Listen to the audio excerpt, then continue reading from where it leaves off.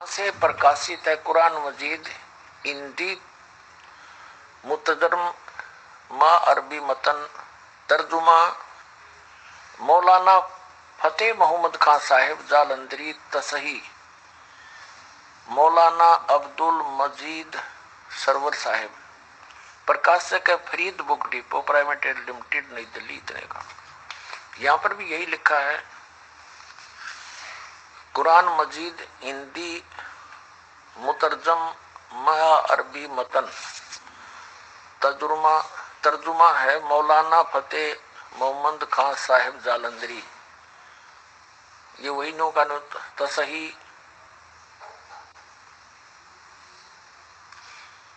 मौलाना अब्दुल मजीद server Sahib संस्करण 2006 पृष्ठ 982 प्रस्तुतकर्ता मोहम्मद नासिर खान प्रकाशक ये Farid book depot private limited और 2158 MP स्ट्रीट पट ऑफ द हाउस दरियागंज नई दिल्ली से। ये इनके फोन और फैक्स नंबर है। यहाँ देखिएगा मुकदमा, ये मुकदमा है भूमि का समझो और 6 नंबर पृष्ठ पे कुरान मजीद का। इसमें क्या कहा है कि कुरान मजीद के उतरने और संग्रह व संकलन के हालात। कुरान मजीद एक पवित्र किताब है जो अंतिम नबी हजरत मोहम्मद सल्लल्लाहु पर उतारी गई। यह अर्श कुर्सी के मालिक का कलाम है जो उसने स्वयं एक बरगुजिदा पैगंबर और मुकरम सबसे ज्यादा लोकप्रिय बंदे पर नाजिल की। इस्लाम का आधार इसी आसमानी फरमान आदेश पर है जिसने अनुपालन किया हुआ इस्लाम के दायरे में दाखिल हुआ और जिसने जरा भी अवज्ञा की वह इस पाकीज़ा जमात इस्लाम से अलग हो गया और अल्लाह के बागियों में शामिल हुआ। जब नबी करीम सल्लल्लाहु यानी हजरत मोहम्मद की उम्र 40 साल की हुई उस समय आपको नबुवत प्रदान की गई यानी नबी बने और रिसालत का ताज आपके सर पर रखा गया। इसी जमाने से कुरान के उतरने की शुरुआत हुई। यदा कदा तथा जरूरत के अवसर पर थोड़ा थोड़ा 23 साल तक यानी हजरत मोहम्मद जी की मृत्यु तक ये नाजिल होता रहा।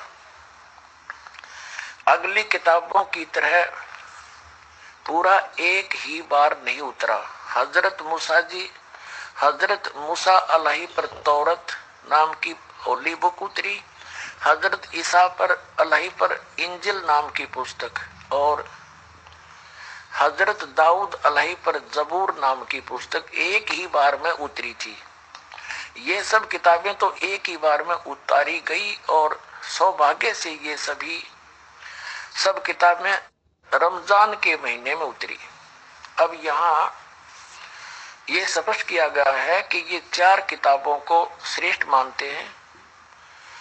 एक तो तौरत जो हजरत मूसा जी को प्राप्त हुई और एक हजरत ईसा मसीह जी को हुई वो इंजील मानते हैं और हजरत दाऊद अलैहि को हुई वो जबूर मानते हैं। हजरत मोहम्मद जी को जो पुस्तक प्राप्त हुई वो कुरान मजीद कुरान शरीफ मानते हैं। शरीफ कहो कुरान शरीफ कहो चाहे कुरान मजीद कहो, कहने का अंतर है, बाकी लेख एक है।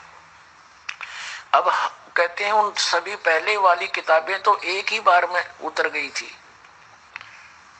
और ये बुक जो होली बुक पवित्र कुरान ये 23 वर्ष तक उनकी 40 हजरत मोहम्मद जी जब 40 वर्ष के हुए तब से उनको ये संदेश आना शुरू हुआ और उनकी मृत्यु तक जब वो 63 वर्ष की आयु में उनका देहांत हुआ तब तक ये आती रही। इनका कहना ऐसा है। अब आगे क्या बताते हैं, ये कैसे प्राप्त हुई हजरत मोहम्मद जी को, ये देखिएगा।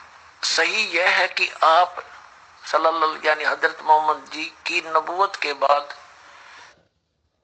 रमजान की सबे कदर में पूरा कुरान मजीद लोहे फैजूम अल्लाह के पास से उस आसमान पर जिसे हम देख रहे हैं अल्लाह के हुक्म से उतारा गया। और उसके बाद हजरत जबरील अलैहि को जिस समय जिस कदर हुक्म हुआ, उन्होंने पवित्र कलाम को बिल्कुल वैसा ही बिना किसी परिवर्तन या कमी बेसी के नबी सल्लल्लाहु तक पहुंचाया। कभी 2 आयतें, कभी 3 आयतें, कभी कभी 1 आयत से भी कम, कभी 10-10 आयतें और कभी पूरी सूरतें। इसको शरीयत वह कहते हैं। उलमा विद्वानों ने वह के भिन्न भिन्न तरीके हदीसों में पेश किए हैं।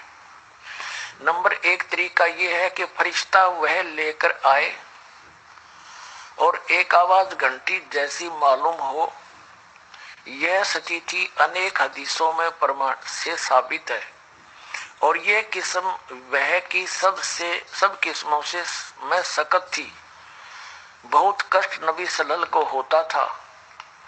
यहाँ तक कि आपने फरमाया है कि जब कभी ऐसी वह आती तो मैं समझता हूं कि अब जान निकल जाएगी। दूसरा तरीका है कि फरिश्ता कोई दिल में बात डाल दे। तीसरा, फरिश्ता आदमी के रूप में आकर बात करे। यह किस्म बहुत आसान थी, इसमें कष्ट नहीं होता था। अल्लाह ताला जागते में नबी सल्लल्लाहु के से कलाम फरमाए, जैसा कि सबे मेराज की रात में अल्लाह ताला सपने के हालत में कलाम फरमाए। यह किस्म भी सही हदीसों से साबित है। हमने ये देखना है कि कुरान शरीफ का जो ज्ञान है, कुरान शरीफ के ज्ञान दाता ने जैसा भी बोला, जैसा कहा, हजरत जबरील यानी ये फरिश्ता एज इट इज ला करके